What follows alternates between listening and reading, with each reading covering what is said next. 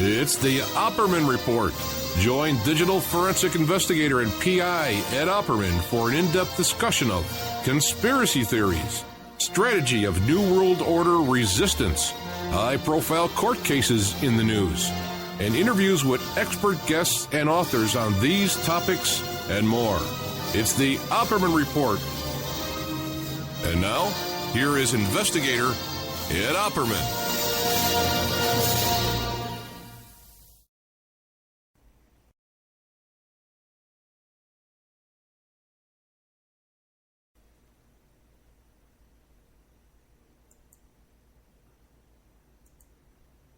Okay, hey, we're back. Are we back? We are back. Okay, welcome to the Opperman Report. I'm your host, private investigator Ed Opperman. This show is brought to you by emailrevealer.com. Go to emailrevealer.com. Catch your spouse cheating online. I can trace their email address back to online dating websites and catch them cheating. All kind of fun stuff. Okay, let's check out oppermanreport.com, where we have a special members section. You can find all kind of additional content on there. You can find exclusive shows and interviews that we have going on there for you, oppermanreport.com. Also, there's a bookstore on there where you can buy Aphrodite Jones' book, Michael Jackson Conspiracy. Things got a little heated there with the Aphrodite Jones. But otherwise, I had a great day. I really enjoyed the interview with Peter Dale Scott. We had a chance to talk after the... there was a little screw-up, mix-up on the time before, so we taped this morning. And then we had a chance to have a really, really nice discussion after the show, after we stopped taping. And he's very, very kind to me. And I think we'll be doing some stuff. I don't think he'll do another radio show with us. But I believe in the future, maybe we can get down there to his home and tape with him and record with him. I'm hoping we can do something like that. A couple of things. Back to the Aphrodite Jones case.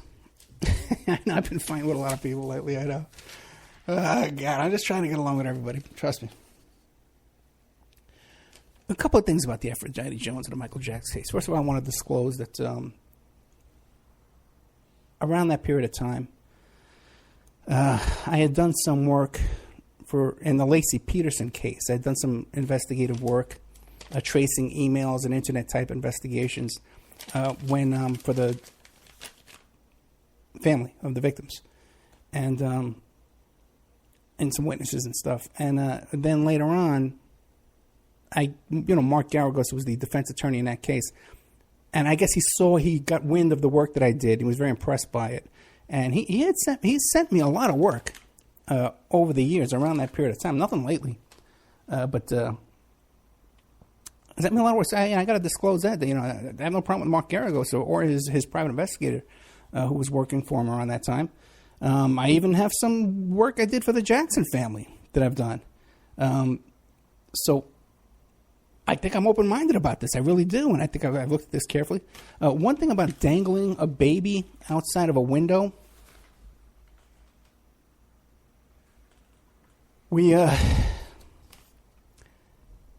I got an email from one of the listeners. This guy, Zos, or Das, I forget his name. It was a really cool guy. And he actually stayed in that hotel room where Michael Jackson stayed in that room. He's familiar with the room. And he was telling me in an email today that it's impossible for Michael Jackson to have heard the fans screaming outside the window. So, he was looking for attention from these fans. It was the other way around.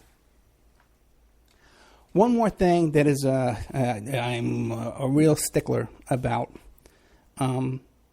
just to give you an idea, okay, like the idea of hanging a baby outside a window, no matter how hard you're holding on to that baby, okay? Every day in America, in the United States of America, there are 50 trips to the emergency room because of accidents from children falling from supermarket shopping carts. They stand up in the carts, and they fall out of the cart on their head, okay, and they got to go to the emergency room. There's 50 a day in this country, okay? And every time I see a kid in a supermarket and the parents are just letting them stand up in that cart or do whatever, it's insane. And it drives me nuts. And I'll even say something, because I can't stop myself. I got to say, whoa, no, don't let them stand up. Can't little kids stand up on a shopping cart and then push the shopping cart. They're going to fall over. Okay, so the idea that you're going to hold a baby outside a window, that's insane.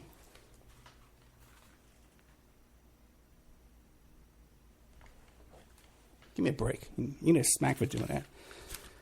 Okay, so I'm not going to fight with anybody tonight. Let's see. Let's look at the old notes.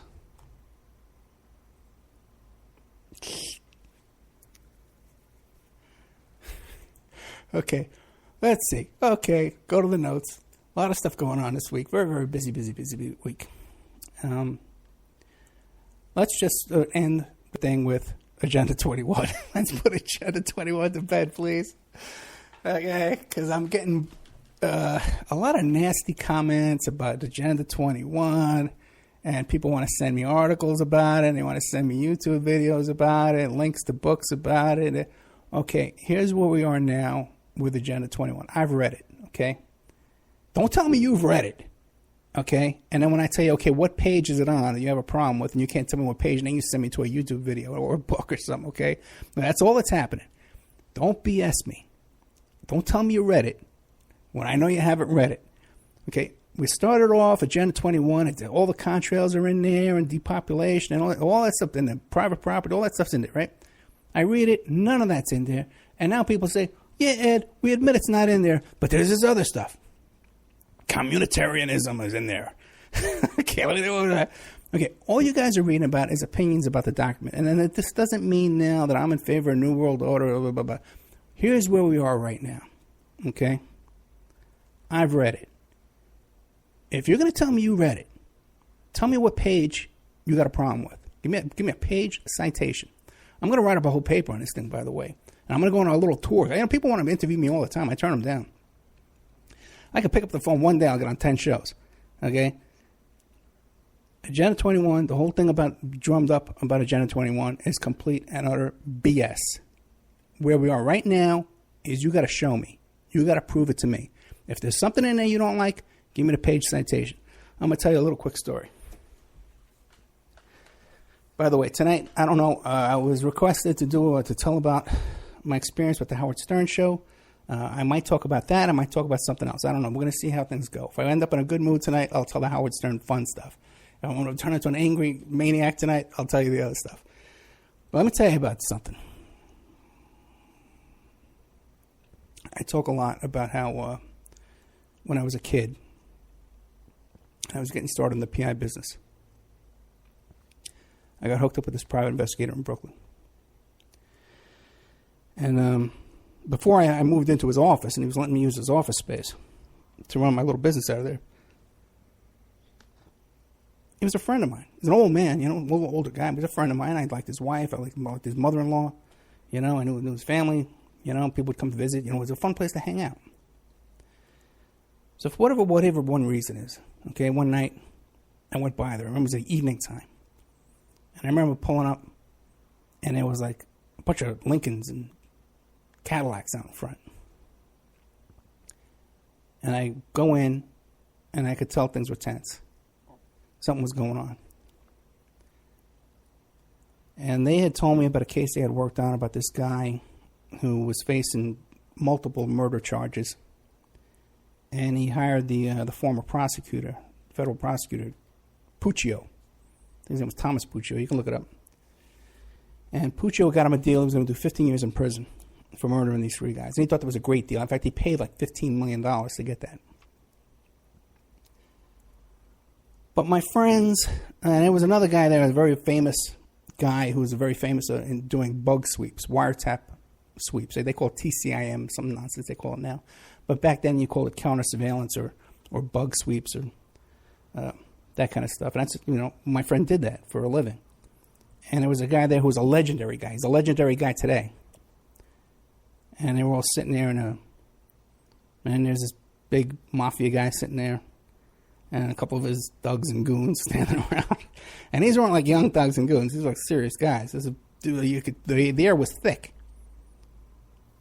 with what was going on in that room.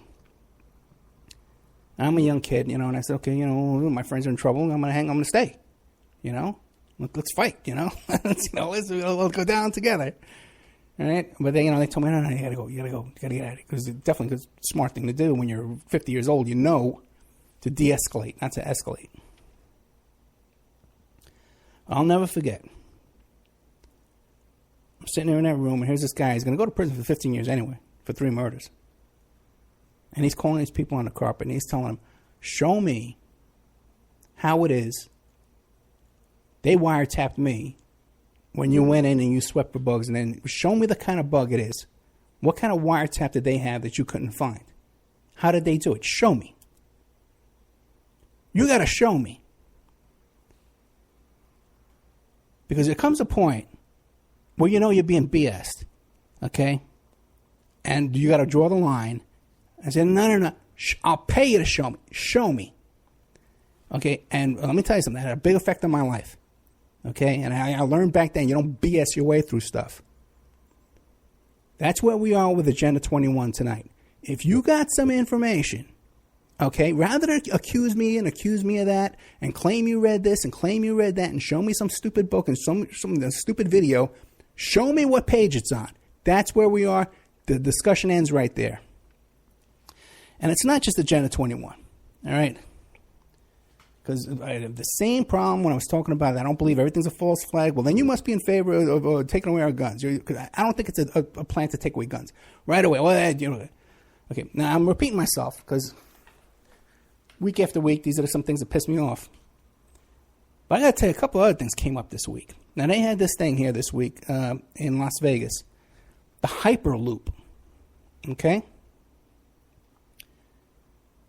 I got a press release about a week back saying, hey, you can come up to North Las Vegas here to this industrial park, and they're going to demonstrate the Hyperloop. And the plan is you're going to get in this tube, and it's going to take you, go from Los Angeles, California to San Francisco in 30 minutes. It takes like 11 hours to take a train or a bus. I mean, you're going to get up there in 30 minutes because this thing goes 700 miles an hour. This tube, right? And I couldn't get over there because I had a very important interview with Aphrodite Jealous.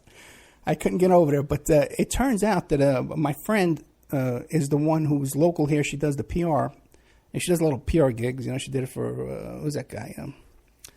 Jeb Bush when he came to town. She did it for the Dr. Ben Carson when he came to town. And I'm always bugging her. I say, hey, can you get me an interview with Ben Carson? Give me an interview with Bush. And she ignores me. But for this, I contacted her, and I can get down there with this Hyperloop thing, right?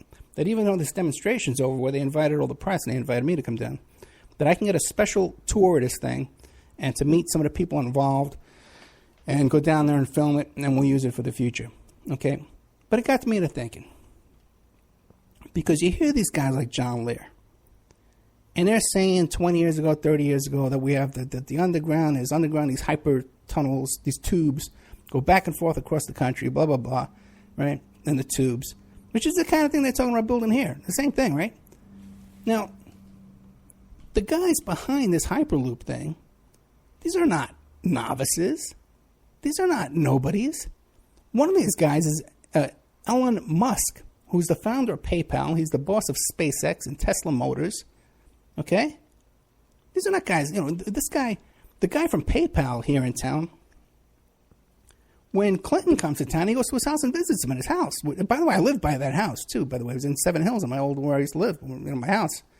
And we were actually going to buy another house, this beautiful piece of property that was right behind his property. He got a huge piece. This was just like a little 3-bedroom house. It was like on a ledge, a cliff, and there's like a gorge in between us. Beautiful area, beautiful property. And my backyard would have looked to his backyard, over this, what do you call it, like a valley, I guess you call it.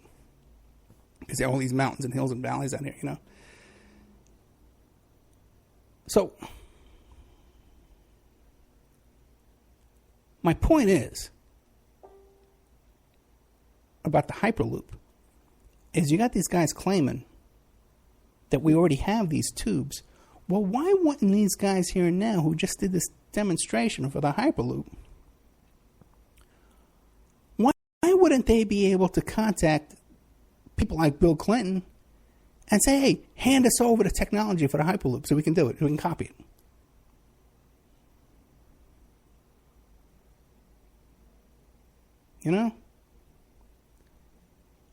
So, I'm having second thoughts on a lot of stuff we hear, a lot of this old stuff, you know. And I'm taking a second look at it. Started with Hyperloop. Because they could never get this thing to, they did a little test. They could never get it to go to 700 miles an hour. I think they got it from 0 to 60, whatever. It was decent, or maybe 300 miles they got it to. But they said, no, we're working on it. We're going to get it to do that. So it seems to me, if they've been doing this 40, 50 years ago in the military, that somehow these plans and designs, especially these kind of guys we're talking about here, these aren't slouches, could get their hands on these designs. But for some reason, they don't. So we got to take a look at that. Now, another thing that we hear, and one thing I like to do too, because I'm going to be allowed to go up there and film with them, when we get the camera. By the way, we need a GoFundMe account. The GoFundMe /Opperman report is to get cameras to do this kind of documentary film work and these kind of reports for you. Tomorrow, I'm going to be going down to the Democratic National Convention, the Democratic Nevada Convention, and I'm going to have the new audio recorder that I have. I can't do any video, but I'm going to have the audio recorder I can and do some interviews down there. And then I'm going to come back. I'll be here by 5 o'clock to do the show live, and it's going to be with David Scherter. Okay, let's look this up real quick. I'm going to have David Scherter on the show. He's the author of Down the Rabbit Hole, a Satanic Ritual Abuse Story. So we're going to be talking about that. Also other things that me and David get involved in. Also, David has invited me to Seattle, Washington in October. I'm going to be on a panel with him and Fiona Barrett. Okay? Fiona Barrett, you might remember, she's the one who alleges that she was molested by Nicole Kidman's father. This is in October, Seattle, Washington. There's another conference that's in the same hotel at the same time. I believe I'm going to be speaking at that, too. I'm going to be presenting at both of these events. Not sure what I'm going to be doing, to tell you the truth. David says he wants me to come down and help out. I'm going to come down and help him out. So he's going to get me over there. And we'll be selling my books and stuff like that. Hopefully we'll have some of these videos done by then, because in June, we're hoping to go, me and Victoria are going to go to California to attend some Bernie events and hopefully film with Hank Harrison. Okay? So we're really starting to get the ball rolling on all these films and stuff. So let's see if I can find these dates and stuff like that for Seattle. But anyway, listen, I'll be telling you about it tomorrow, right? So let's not worry about that too much. We'll be talking about that plenty tomorrow with good old David Scherter. But the thing is, we hear about this stuff, about the Hyperloop, right? And then we kind of find out, hey, we really can't do the Hyperloop. It's still in testing, And one of the other things we hear about that we take as, the alternative media takes as gospel is this crap about being able to drill these underground tunnels, right? And I forget who the guy is who's claimed about the underground tunnels. The guy, they caught him lying about how he got injured. He was on down there and got out into a firefight with aliens down here in the underground tunnels and stuff, right? And as you see this black and white picture of this tunnel boring machine, right? And everyone claims, well, this thing could bore 10 miles a day, right? This underground. And then they say, and the way they did it within the sides of the walls of the tunnel would turn to glass because it would melt as it went through, Here it is, black and white photo of it. Boring this tunnel. Well, I got to tell you something. Okay, I live, people may not know that I live in Las Vegas, Nevada. And we have a problem. We have a water shortage here. We have a drought. And we get our water from Lake Mead. The water comes down from Colorado River, goes, then dammed it up, the Hoover Dam. Everybody heard about this, right? And we got our water from Lake Mead. But the water level in Lake Mead is getting so low that the straw, as they call it, the straws that pull the water from Lake Mead are soon going to be above the level where they need to be in order to get good water. So what they're doing is they're digging a tunnel under Lake Mead. They lowered this thing back in 2012. They lowered this thing down at the lake, and now they're digging a tunnel to come up under it. So then they're going to have the water coming from the bottom of Lake Mead. Do you know how long? And you know how far that tunnel is? It's 3 miles. 3 miles long. They started 2012. And they still can't get there to this day. It's not there yet. They're not there yet, guys. 3 miles. People are told, oh, we got tunnels that go from Massachusetts to Tucson, Arizona, and come up underneath this thing over here. It comes up underneath the Eiffel Tower, you know. All across the world, these tunnels are going. But here in Las Vegas, they can't dig a tunnel for 3 miles because when we need water, okay, we say, well, they got the stuff, but they're not letting you guys in Vegas use it. It's secret military equipment that they don't let you use in Las Vegas. Well, who lives in Las Vegas? Sheldon Adelson? Right? You know who Sheldon Adelson is? Owns the Venetian. He picks presidential candidates. Decides who's going to be president. Okay? Sig Rogich. These are the guy who founded PayPal lives here in Las Vegas. Lives near me. You know, Robin Leach. you know, big, powerful, rich people live here. Steve Wynn, but even more big, powerful, rich people visit here, and they want this to continue. They want this to be here. They want us to have water. They want us to have water in less than 3 years. They want us to have water in 6 months. Or 3 months. If this equipment existed, these are the guys who they could get their hands on it. Without a doubt. But it's not there. So what are we to conclude? Maybe a lot of the things we've heard in alternative media have been made up. Okay?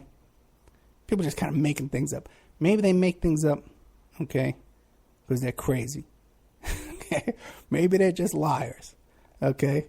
Or maybe they think you're stupid and they're trying to sell you something. They're trying to con you out of some money. I don't know what the reasons is. I don't know. We cannot be convinced, right? But all I can say is the more and more I look into these things for myself, I'm finding more and more holes in these stories, especially when you meet some of these people in person and you find out they're completely nuts. Okay? And having,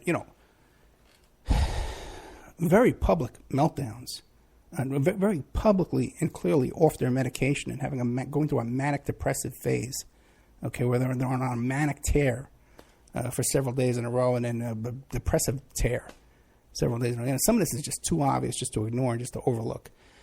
Okay, so let's see, getting some stuff off my chest here. Let's see.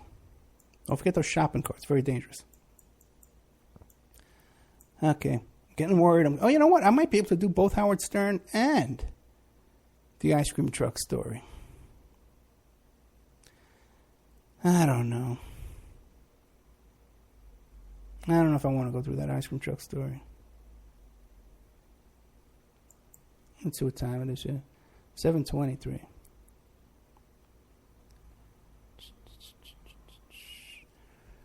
Okay, coming. Oh, yeah, there was something else I want to talk about before we get to the ice cream truck, because that's a depressing story.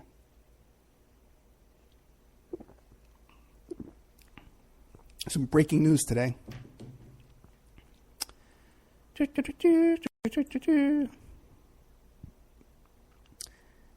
Turns out some new flight logs came out on Jeffrey Epstein's flight logs. And guess who took double the amount of trips on Jeffrey Epstein's plane than has previously been reported? It has previously been reported up until tonight. Well, not tonight, but this afternoon. You're probably hearing it for the first time tonight. Okay, it's just as good. That Bill Clinton flew on Jeffrey Epstein's Boeing 727 11 times between 2001 and 2003.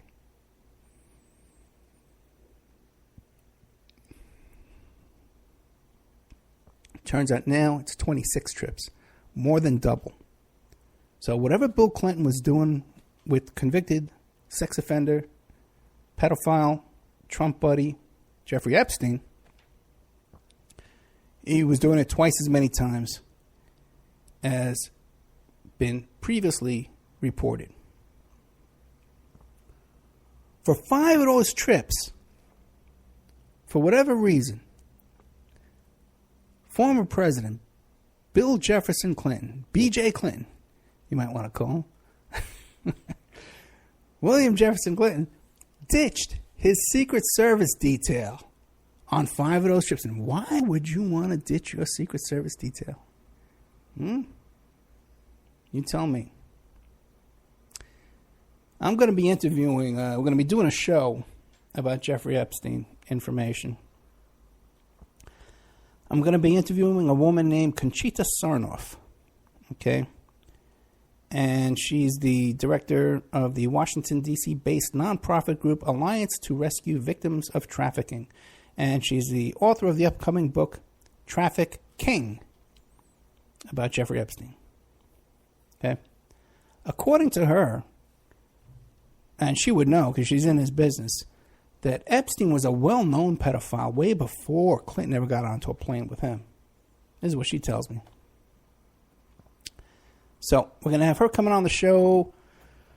Let's see. The plan was she was going to come on the show on a Saturday afternoon, 5 p.m. live, but now she says she doesn't want to do 2 hours live, so we're going to probably tape with her. Tomorrow we got David Scherter. Next week we have former Congresswoman Dr. Cynthia McKinney will be coming on. I had to break the news to her about what's his name? Cisco Street Love, and she was very upset because she was talking about how she was saying that as soon as they started talking, they had an instant connection. They were like brothers from the past, you know? And I got to tell you, I know for a fact that interview was Cisco's the highlight. It was the highlight of his life, was to be doing an interview with Dr. Cynthia McKinney. So she'll be coming on. We're going to be talking about Haiti, the Clintons and Haiti, and what they've done in Haiti to destroy those people, those poor people down there, overthrowing their government. And then Hillary went down there and fought the raise of the minimum wage in Haiti from 31 cents an hour to 61 cents an hour. And she fought it, put it down. So we're going to be having that coming on.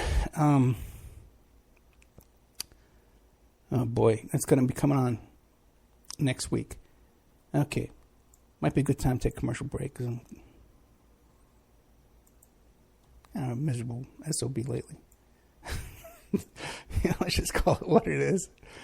I am just turning into a cranky. I got to get rid of that. I'm going to get rid of that.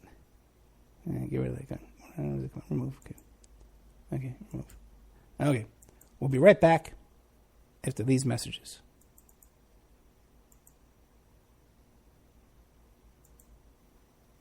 This is your host, Private Investigator Ed Opperman. And if you're enjoying this show right now, there's more. You can get more. You can go to the Ed Opperman YouTube channel, and you could subscribe there. And we have archives of all of our past shows for over the past 3 years, about 200, 300 shows. You can also go to the Opperman Report Spreaker channel, and you could follow us there. Again, a ton of shows, about 300 shows on there. And whenever we do an impromptu show, an emergency-type broadcast that we do during the week occasionally, you'll get an email notifying you of breaking news and spontaneous broadcasts that we may do during the week. You can also go to OppermanReport.com and become a member. If you become a member, you help support the free archives on Spreaker and YouTube, and you help support the free shows on Friday evening and on Saturday evening. Each of these shows, Friday evening and Saturday evening, are carried for free on 7 internet stations, okay? So you help support that, but also, too, at OppermanReport.com in the members section, we have exclusive content. Shows that are recorded during the week that are only available to members. So please check out OppermanReport.com and help support the show. The son of a Polish immigrant who grew up in a Brooklyn tenement, Bernie Sanders. He went to public schools, then college, where the work of his life began, fighting injustice and inequality, speaking truth to power. Bernie moved to Vermont, won election and praise as one of America's best mayors. In Congress, Bernie stood up for working families and for principle, opposing the Iraq War, supporting veterans. Now he's taking on Wall Street and a corrupt political system that holds up a rigged economy. Bernie's campaign is funded by over 1 million small contributions from people like you. He's fighting for living wages, equal pay, and tuition-free public colleges. Bernie Sanders. People are sick and tired of establishment politics, and they want real change.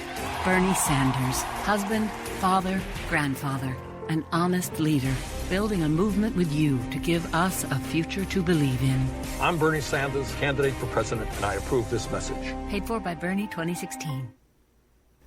Check out strawmanmusic.com. Sean Duff is our webmaster here at the Opperman Report, and he's a very talented musician. He's part of a band called Strawman. They're based up there in Canada. Don't hold that against them. These are like-minded folks. If you like the shows you hear on the Opperman Report, you'll like the music that they have over at strawmanmusic.com. Enough is enough. Wall Street's greed and illegal behavior drove this country into the worst economic downturn since the 1930s. And then, after getting a huge taxpayer bailout because they were too big to fail, it turns out that 3 out of the 4 largest banks are bigger today than they were before we bailed them out. That's crazy. I'm Bernie Sanders. My plan: break up the big banks who are strangling our economy and make them pay their fair share of taxes. Then we can invest in the middle class, expand Social Security, and provide universal college education. I'll rein in Wall Street behavior so they can't crash our economy again. Will they like me? No. Will they begin to play by the rules if I'm president? You better believe it. I'm Bernie Sanders, Democratic candidate for president, and I approve this message. Paid for by Bernie 2016. You know, you can get a copy of my book, How to Succeed as a Private Investigator, if you go to my website, emailrevealer.com. Now, this is a limited edition book, okay? And you can get a signed copy of this book, and it'll be personally autographed to you or whoever you want to give the book to as a gift. Once you have my signature on that book, you can copy the signature and put it on checks and pass them all over the world.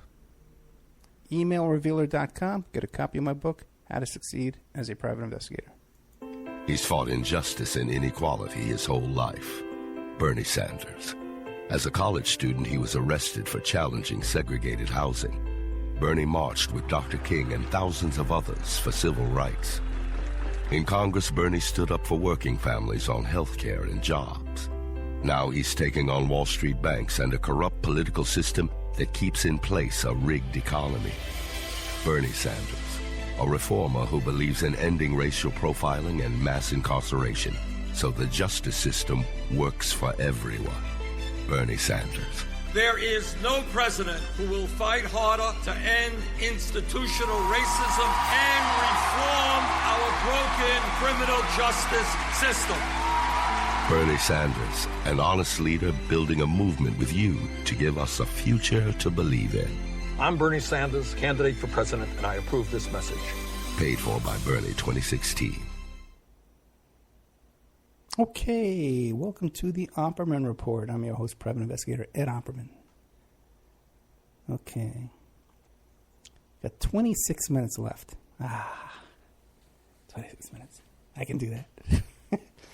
26 minutes is like a sweet spot, you know, down that home stretch. Almost done. So, I got a call today from Victoria. You know, today's my, yesterday was my day off, supposedly. You know, today I had to do an interview, and I got to work tonight, you know. But I had a little day off yesterday, and I got a call this morning early from Vic saying that she left her wallet here at the house, and I got to come bring her to her school there at 7 o'clock in the morning. Because she has a special ID card. There's an ID card for her AP classes. Kid's a freshman in high school, and she's taking college courses. She gets college credit from taking this class. And she passed this test, and today was a test, and, you know. So,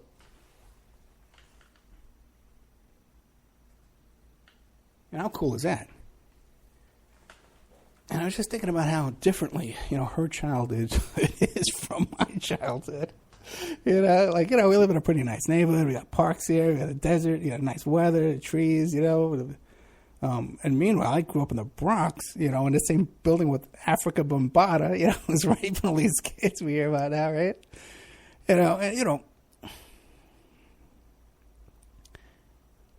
we lived in a poor neighborhood, man, where everybody was just on the edge. You know, like when you hear that song, Grandmaster Flash, Don't Push Me, I'm close to the edge, I'm trying not to lose my head. That's where we lived, man. You know, we lived right there, you know, and then up in the, yeah, you know, and just to get to school in the morning and get home, you know, you're fighting people off, people trying to steal your bus pass. You go out and ride your bike every day, and someone's trying to steal your bike every day. You know, what a miserable. And then people living like that right now today, all over, you know, all over the world, all over the country. But yeah, it's miserable. I had a lot of fun in my childhood, but just as miserable having to put up with that kind of crap. And here's my kid taking a college course as a freshman in high school. What a different world, right? In so many ways.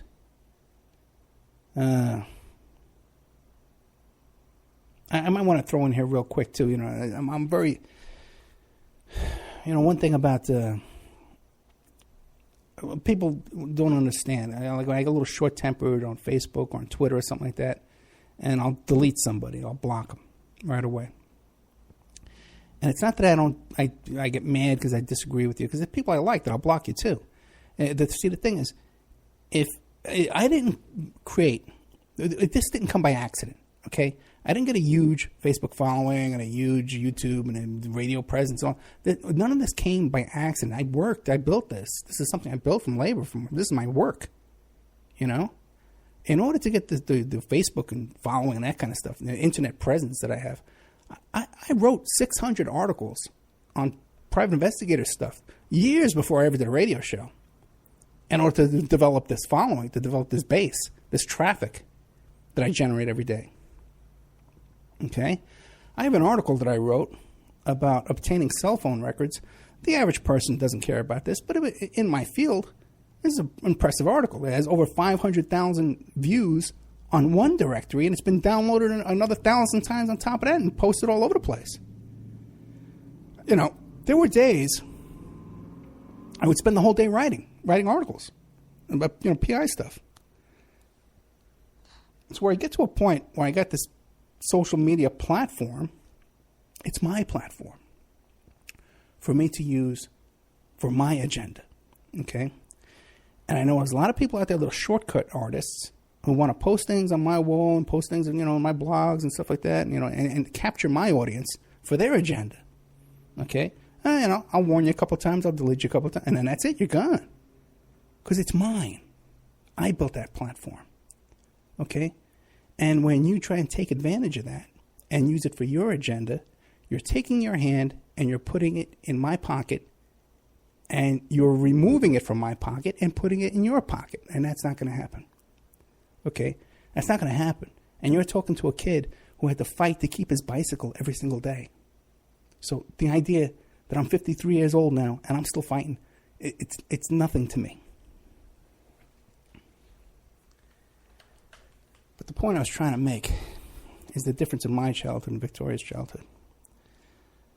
Victoria was born here in Las Vegas, Nevada, a very nice neighborhood. And I like the same neighborhood, like I said, where a Tiger Woods golf coach, you know, had his golf school of golf on a Rio Seco golf course. Bill Clinton played on that golf course. Tiger Woods played on that golf course. The PayPal guy lived in that neighborhood. Michael Jackson, what was his name? LaToya Jackson lived in that neighborhood. Mike Tyson lived in that neighborhood. Who's this? Smokey Robinson had a house. Seven Hills. Right? That's where I lived. That's where my home that I bought. Home's still there. My ex-wife lives in it with her new boyfriend for free. Right? But that was my house. So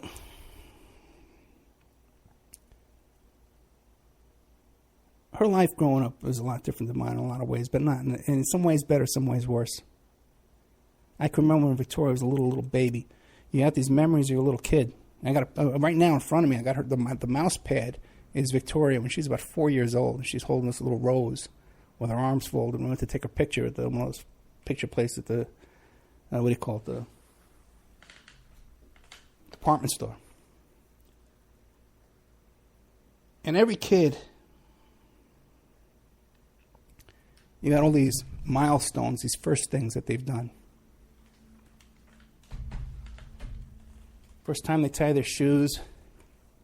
First time, they ride a bicycle, right? First word they read, and first time they laugh. Every parent looks at these things, these milestones in their kid's life. I can remember the first time we were out shopping. It wasn't even shopping, because here in Vegas, you got these big, giant hotel resorts. We used to live by this place. We still live by it, but it's called Green Valley Ranch Resort. And the first time I ever let her go into the bathroom by herself. Because when your kids leave, you take them to the bathroom with you. You bring them to the stall, you're going to go. But the first time I ever let her go into the bathroom by herself.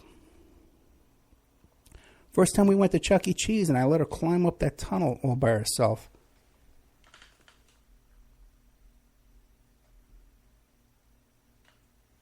And you're all scared to death that, your kid's going to go up there and not come back down, take her diaper off or something like that. So you remember all these first times as your little kid. I can remember the first time, little Victoria, where I took her to the park, and there were some kids a little bit older, and she was about 4 years old, maybe a little bit younger. And there were some kids there 8, 9 years old, 7, 8, 9 years old they were, and she was barely 4. And they were playing red light, green light, 1, 2, 3. And she couldn't understand the game, and she couldn't play it. And one of the older kids took her and just kind of sat her aside and says, "You can't play. You don't know what you're doing." Okay? And she sat there. I remember this like it was yesterday. And she just sat there and folded her arms down. And I went over to her, and I picked her up, what you got to do is pick up your little kid and, give him a hug and everything's better.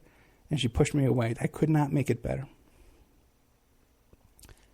And I'll never forget that day.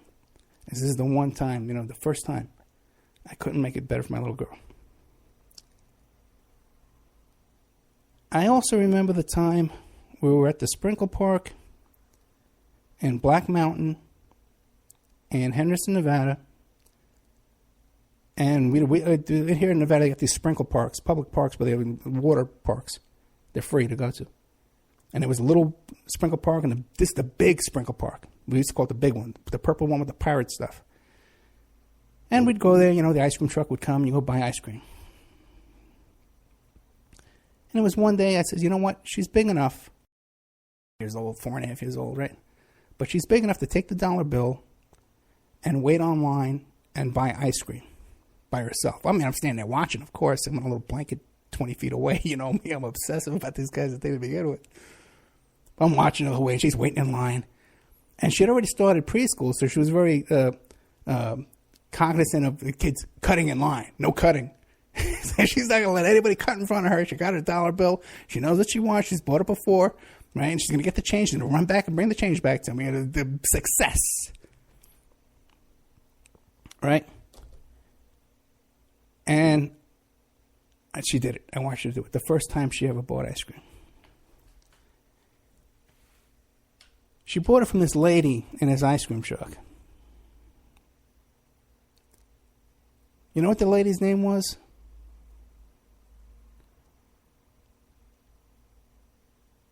Selmaj. No. Where is this here?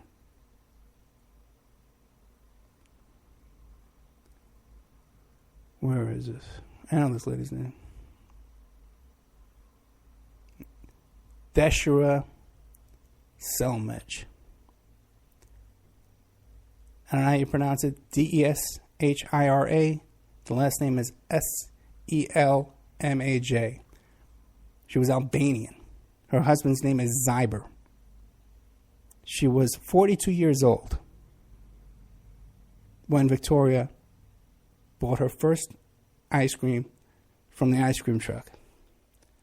From Deshra Selmage, this Albanian woman. Her husband's name was Zyber. Now, how do I know their names? You don't know the ice cream truck guy's name, right? Nobody does. I bought ice cream when I was a kid a million times. I don't know their name. Because Zyber and Deshra, they had 2 ice cream trucks in Henderson, Nevada. He would drive one, she would drive the other. One day, Zyber's driving his ice cream truck. He gets pulled over by the police. They give him a speeding ticket in Henderson, Nevada. This is right by the neighborhood where my old house is, over there in Seven Hills. 5 minutes later, or later on that day, he gets a second speeding ticket. They pull him over again. Officer Gilmore pulls him over. And he's trying to explain to them, he says, no, I already have a ticket today. You can't. He has an Albanian accent, thick, can barely speak English. There was something about it in Albania. He was a political prisoner in Albania. He's telling him, I can't get another ticket. I can't. You don't understand. You can't give me another ticket. We can't afford it. I can't. But cannot do it. I'd rather be dead. In Albania, they have a saying, death is better than this, what you're doing to me. Death would be better than this. He pulls out his cell phone. He calls his wife. He calls up Deshra to come to where he is. Maybe she can explain it to this police officer. Because in the old days, when I was a young man, you could talk your way out of a ticket. Remember those days? Deshra shows up. She has her 2 kids with her. She has 3 kids. But she has with her 2 of her 3 kids. One's 11 and one's 5. My daughter was 5 at the time. She had another kid, too, who wasn't with her. And she's trying to explain to this cop, we can't afford this. We work all day long in these stupid trucks in this 110-degree heat with these kids standing on the line with their dollar bills while their dad sits on a blanket over there under the water. Please, don't give us this ticket. I'd be better off dead than have this ticket. Let me show you. She takes out a 4.5-inch kitchen knife. Of course, they got knives on these trucks. They use them to cut open the boxes of the ice cream. She gestures with the knife. I'd be better to be dead. This is what I'm trying to explain to you. See the knife? I'd be better to be dead than to get this ticket. Officer Gilmore decides, by the way, you can look up their names. You can Google ice cream truck, police shoot ice cream truck.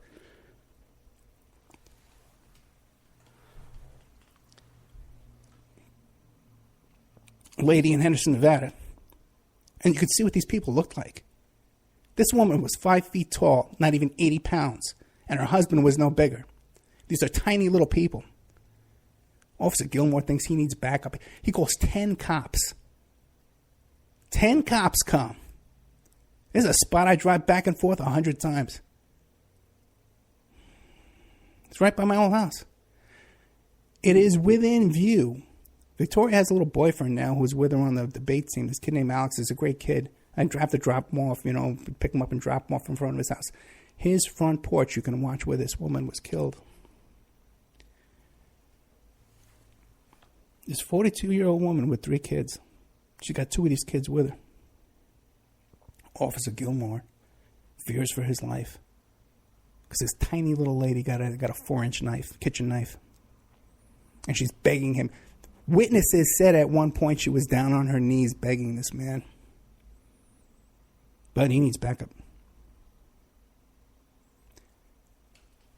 Backup comes,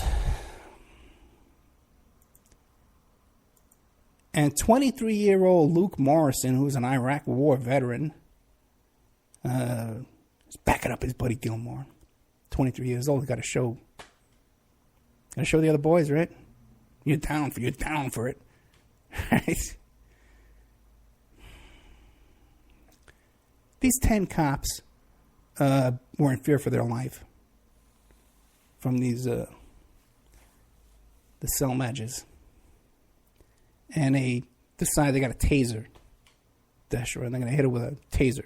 But only one of the prongs goes in. I guess he was shaking. His hand was shaking probably when he shot Deshra. Because she was such a threat to these 10 cops.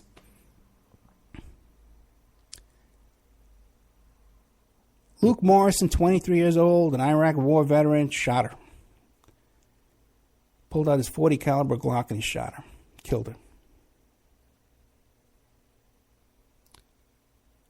We still see Zyber. He still drives his ice cream truck. They only have one truck now. And he still drives it around. We see him all the time. He's in front of my kid's school. He's still the same parks, the same neighborhoods. We still see this guy.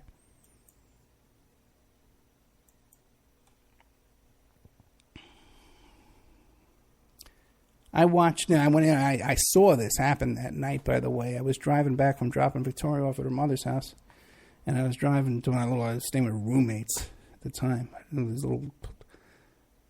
I'm driving back, and I see some police cars. I see the ice cream truck, and I see there's a whole line of cars lined up with police tape around them. There's about 20 witnesses who saw this. Half of these witnesses said, the cops could have disarmed this chick. The cops could have disarmed her. She was down on her knees at one point.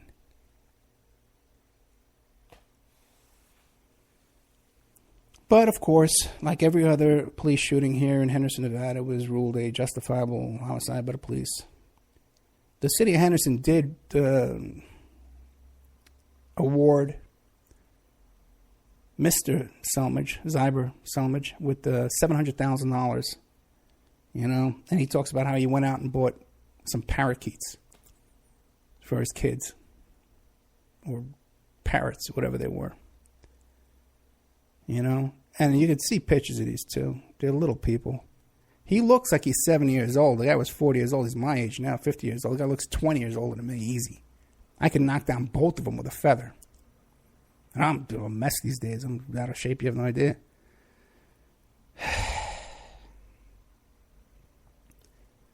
So,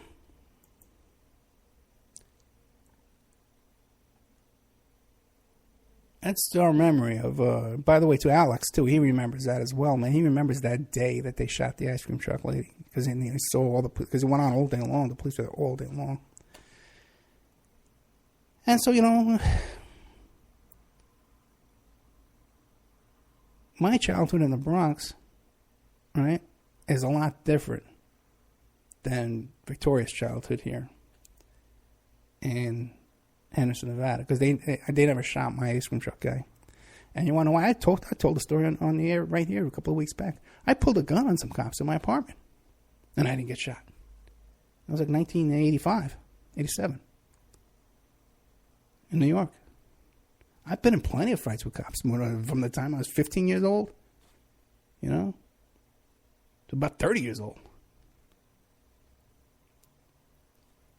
I had to go and drop off this kid's wallet. My daughter's in an AP class, a college class. When I was afraid, my parents had to pick me up at the police station. They didn't arrest me, But back then, all my altercations, all my interactions with the police, never got shot, never got killed. But today, if you're a little old lady in front of your kids, they'll shoot you dead, and not a single cop will be held accountable for it. And that's how we live today, guys. That's the difference between my childhood and my kid's childhood. And that's the memory of our first standing online to get ice cream from the ice cream man.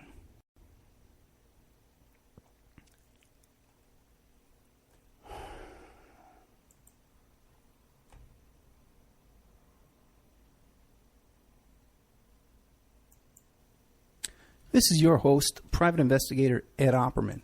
And if you're enjoying this show right now, there's more. You can get more. You can go to the Ed Opperman YouTube channel, and you could subscribe there. And we have archives of all of our past shows for over the past 3 years, about 200, 300 shows.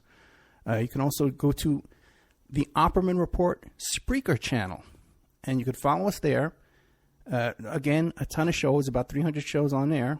And whenever we do an impromptu show, an emergency type broadcast that we do during the week occasionally, you'll get an email notifying you of breaking news and spontaneous broadcasts that we may do during the week. You can also go to OppermanReport.com and become a member. If you become a member, you help support the free archives on Spreaker and YouTube, and you help support the free shows on Friday evening and on Saturday evening. Each of these shows, Friday evening and Saturday evening, are carried for free on 7 internet stations, okay? So you help support that, but also, too, at OppermanReport.com in the members section, we have exclusive content. Shows that are recorded during the week that are only available to members. So please check out OppermanReport.com and help support the show. The son of a Polish immigrant who grew up in a Brooklyn tenement, Bernie Sanders. He went to public schools, then college, where the work of his life began, fighting injustice and inequality, speaking truth to power. Bernie moved to Vermont, won election and praise as one of America's best mayors. In Congress, Bernie stood up for working families and for principle, opposing the Iraq War, supporting veterans. Now he's taking on Wall Street and a corrupt political system that holds up a rigged economy. Bernie's campaign is funded by over 1 million small contributions from people like you. He's fighting for living wages, equal pay, and tuition-free public colleges. Bernie Sanders. People are sick and tired of establishment politics, and they want real change. Bernie Sanders. Husband, father, grandfather, an honest leader, building a movement with you to give us a future to believe in. I'm Bernie Sanders, candidate for president, and I approve this message. Paid for by Bernie 2016. Check out strawmanmusic.com. Sean Duff is our webmaster here at the Opperman Report, and he's a very talented musician. He's part of a band called Strawman. They're based up there in Canada. Don't hold that against them. These are like-minded folks. If you like the shows you hear on the Opperman Report, you'll like the music that they have over at strawmanmusic.com. Enough is enough. Wall Street's greed and illegal behavior drove this country into the worst economic downturn since the 1930s. And then, after getting a huge taxpayer bailout because they were too big to fail, it turns out that 3 out of the 4 largest banks are bigger today than they were before we bailed them out. That's crazy. I'm Bernie Sanders. My plan: break up the big banks who are strangling our economy and make them pay their fair share of taxes. Then we can invest in the middle class, expand Social Security, and provide universal college education. I'll rein in Wall Street behavior so they can't crash our economy again. Will they like me? No. Will they begin to play by the rules if I'm president? You better believe it. I'm Bernie Sanders, Democratic candidate for president, and I approve this message. Paid for by Bernie 2016. You know, you can get a copy of my book, How to Succeed as a Private Investigator, if you go to my website, emailrevealer.com. Now, this is a limited edition book, okay? And you can get a signed copy of this book, and it'll be personally autographed to you or whoever you want to give the book to as a gift. Once you have my signature on that book, you can copy the signature and put it on checks and pass them all over the world. Emailrevealer.com. Get a copy of my book, How to Succeed as a Private Investigator. He's fought injustice and inequality his whole life. Bernie Sanders. As a college student, he was arrested for challenging segregated housing. Bernie marched with Dr. King and thousands of others for civil rights. In Congress, Bernie stood up for working families on health care and jobs. Now he's taking on Wall Street banks and a corrupt political system that keeps in place a rigged economy. Bernie Sanders, a reformer who believes in ending racial profiling and mass incarceration so the justice system works for everyone. Bernie Sanders. There is no president who will fight harder to end institutional racism and reform our broken criminal justice system. Bernie Sanders, an honest leader building a movement with you to give us a future to believe in. I'm Bernie Sanders, candidate for president, and I approve this message. Paid for by Bernie 2016.